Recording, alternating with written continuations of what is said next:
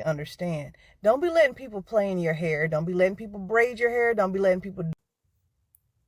Go listen to one of my favorite mutuals when she's telling you to protect yourself and how you should not let just anybody touch your hair, how your hair is connected to your brain and your brain is connected to your soul.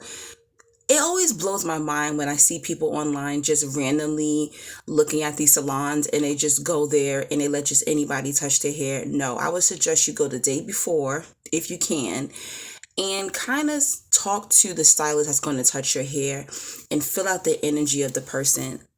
I have been doing my hair since I was 12 years old. I went to beauty school when I was 18. And it's not just who touches your hairs, but who you touch as well.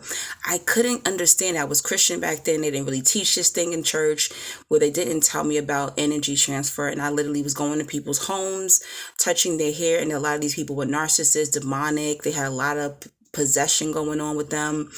And I literally would go home and just like fall right to sleep. And I thought maybe I'm just tired from doing their hair. No, these people were literally draining me of my good energy.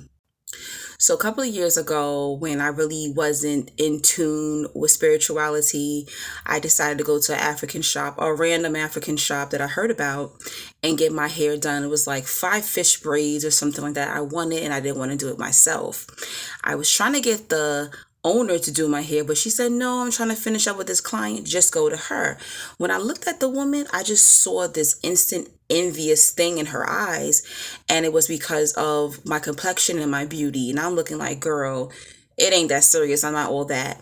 But I really desperately wanted these braids done and I paid for that. Okay. So she ends up doing my braids and she was even rude while she was doing my hair. She was saying, oh yeah, you have bald spots in your head. She probably was manifesting that. Okay. I was like, I don't have bald spots. What are you talking about? She finishes my hair. I leave. I don't even tip her because she was so disgusting to me. And in about 5 days, something says, take these braids out. I go to take these braids out and my hair, the ends of my hair are falling off like butter. I had to cut my hair that summer into a shortcut and I regretted it. Another time I had a male client who had locks, and when I went to go open up his scalp, open up the locks, I saw faces popping out of his locks. Okay, this is not made up, true story. And I jumped back and he said, what do you see? It's almost like he knew he had spirits up in his locks. And I said, nothing, I ain't see anything. I needed that $100. I did his hair and ran the hell up out of there and I never touched that man again. And yes, I had to go home and cleanse myself spiritually. Be careful who you let touch your hair.